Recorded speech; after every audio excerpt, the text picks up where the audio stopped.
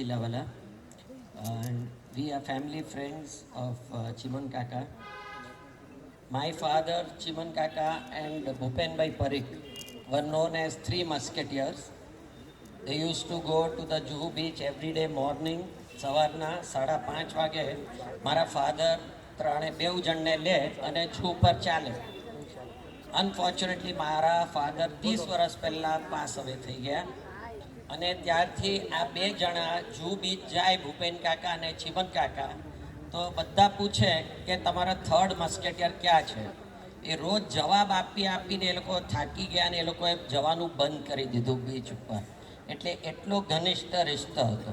બધાએ બહુ કીધું ચીમન કાકાની પ્રોફેશનલ લાઈફ પર, પણ હું એક વસ્તુ કહીશ કે જે ફેનિલના દીકરાએ કહ્યું કે દાદાએ જે ઉછેર કરી, હી ઇઝ પ્રાઉડ કે એના ફાધરે પણ એ કર્યું.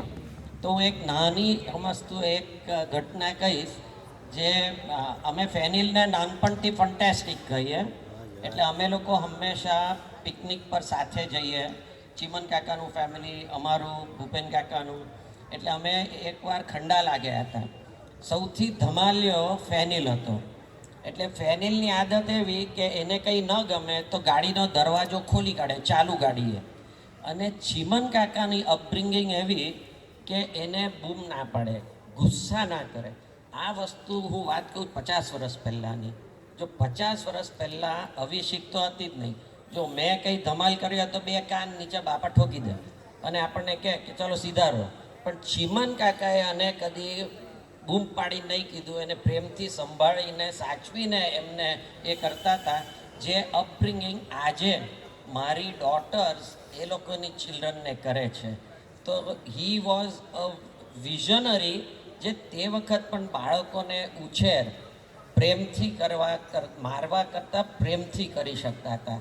સરલા માસીને અમે માસી કહે, ચીમન કાકા કહીએ.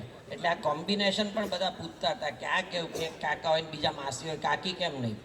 પણ અમે હંમેશા સરલા માસી કહેતા હતા. અને રિલેશન એવું હતું કે ઘરે મારા ફાધરને આઈસ્ક્રીમ ખાવાનો બહુ શોખ.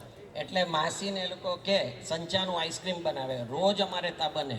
એટલે કાકાને બધા ઘરે આવે. તો આ રિલેશન એવા હતા. મોસ્ટ ઇમ્પોર્ટન્ટ, અમારી ઉંમર પણ સરખી. જોકે હું સ્નેહલથી 1 દિવસ મોટો છું. હું 7 મે 61 જન્મ્યો ને સ્નેહલ 8 મે 61 જન્મ્યો. બેઉ જણા બાજુમાં એક જ હોસ્પિટલમાં બાજુના ખાટલામાં હતા. એટલે અમારું રિલેશન જે છે હેઝ બીન સો ક્લોઝ. અને ચીમન કાકા has been a fantastic person, always a guiding force even to our family and even to us. અને બેસ્ટ પાર્ટ, ચીમન કાકાની હમ્બલ નેચર જે હતો.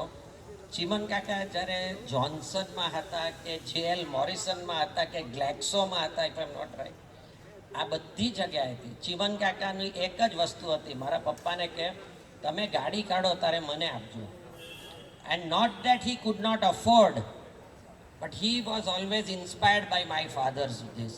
હી always looked up to my father કે તમે business કરો છો આ રીતે, પણ તમારી ગાડી મને આપજો. તો મને ખબર છે 2 વાર મારા પપ્પાએ મને કહી, મારે તે વખત પૂછવાનું, બાપાઓ પૂછતા જ નહોતા ને તે વખત, તો નક્કી કરીને કહી દો આ ચીમન કાકાને ગાડી આપી. પણ વી આર વેરી હેપી. અને when he passed away that day when I came here, મેં સ્નેહલને એક જ વસ્તુ કહ્યું, let us celebrate, we don't want to cry, it's something. And my mother is 93. Okay, તો એને તો અમને એવું કીધું છે કે હું મરી જાઉં તો તમે સફેદ કપડાં ના પહેરતા અને તમે ઉજાણી કરજો. તો thank you for doing the same. અને માસી, thank you so much. You are an inspiration to all of us.